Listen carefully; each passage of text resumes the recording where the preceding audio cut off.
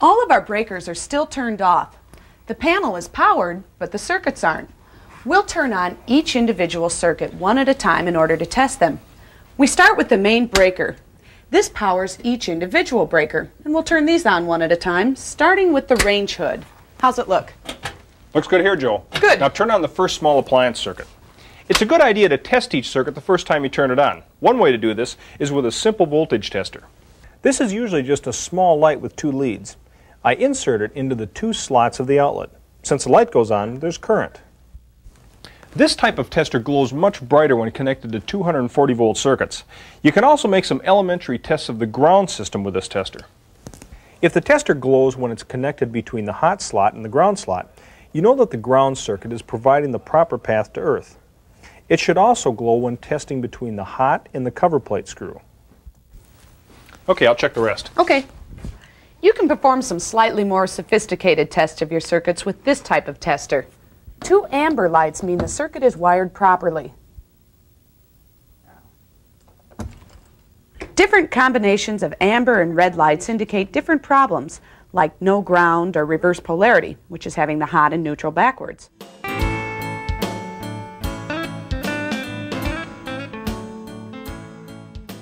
There are a couple of things to check for before you install drywall.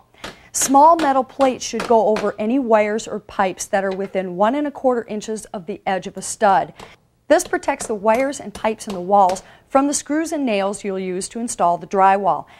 You also need to make sure that you've got something to nail the drywall into along all the edges.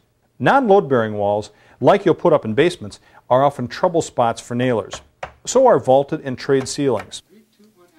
And finally, be sure to check on whether or not you need a permit and inspections from your local building department. Generally, you start hanging drywall, or rocking as some people call it, on the ceiling, running the sheets perpendicular to the joists or trusses. Now, I started measuring from the exterior wall to this truss. Then we'll cut the sheet so the ends fall on the center of the bottom of the truss. Now also, before you rock, you want to make sure to mark the location of the trusses or joists on the top of the wall. And when the rock is up, you're going to need to know where to nail, and this will help. Okay. A special tool called a drywall T-square helps you cut pieces to the right length. Once I've marked the dimension along the top edge of the sheet, I set the T-square on the mark and run my utility knife down along the side. I'm not trying to cut through the piece, just score it. And it usually helps to hold the bottom of the T-square in place with your foot. Once I've scored it, give it a good firm snap. It should break apart right at the cut. Then I cut through the paper on the back and give it one last snap to separate it.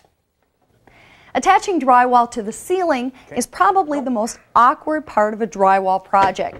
A 4x8 sheet of 5/8 inch drywall weighs 58 pounds. So we almost always rent a drywall lift. Now these go for about $30 per day or $90 per week.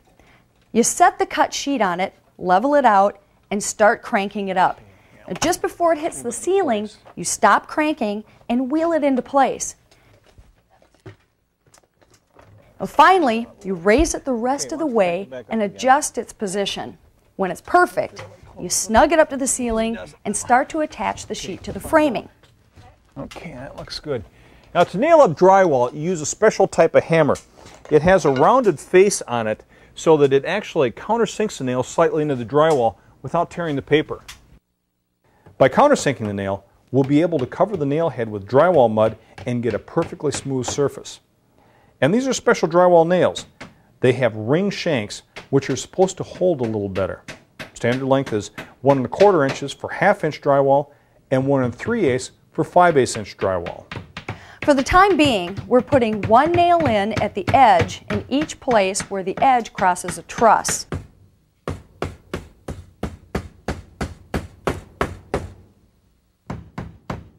We're also putting nails in every 8 inches or so along the short sides where the edges run parallel to the trusses. When you're nailing along the edges of a piece of drywall, make sure that the nail is at least 3/8 of an inch back from the edge. Any closer and you might damage the edge. Now, eventually, we're able to move the drywall lift out of the way, which makes it a little easier to finish nailing. Now once you fasten the edges, you need to secure the middle of the sheets. One way is to use pairs of nails about 2 inches apart, with each pair about a foot apart along each joist or truss. A better way than nailing is to use drywall screws and a screw gun. Now, screwing is faster and stronger, so with screws you need fewer fasteners. You should use 1 screw every 12 inches instead of 2 nails.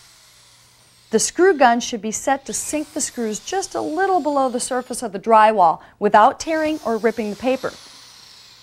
As you cut your sheets, bear in mind that the joints between the pieces of drywall should be snug. But you may find that where 2 cut ends meet, there will be small gaps. These are okay. Well, we're ready to put up our first piece in the second row. Now one thing we don't want to do is have our seams line up down here, so we're not going to put in an 8-foot sheet.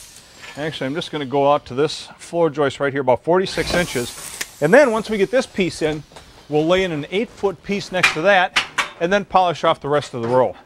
Be right back. 24 and an 8. For this piece, we need to cut some holes for recessed lights. First, measure carefully to locate the center of the light. 30 up from the bottom. Transfer the location of the sheet. Keep track of what edge you're measuring from, and be aware of whether you're marking from the bottom or the top surface of the sheet. It's easy to make mistakes doing this. Use a compass to draw a circle on the sheet that's slightly larger than the recessed light. Then use a keyhole saw to cut it out. A keyhole saw is very stiff, and you can just punch it through the sheet to get started.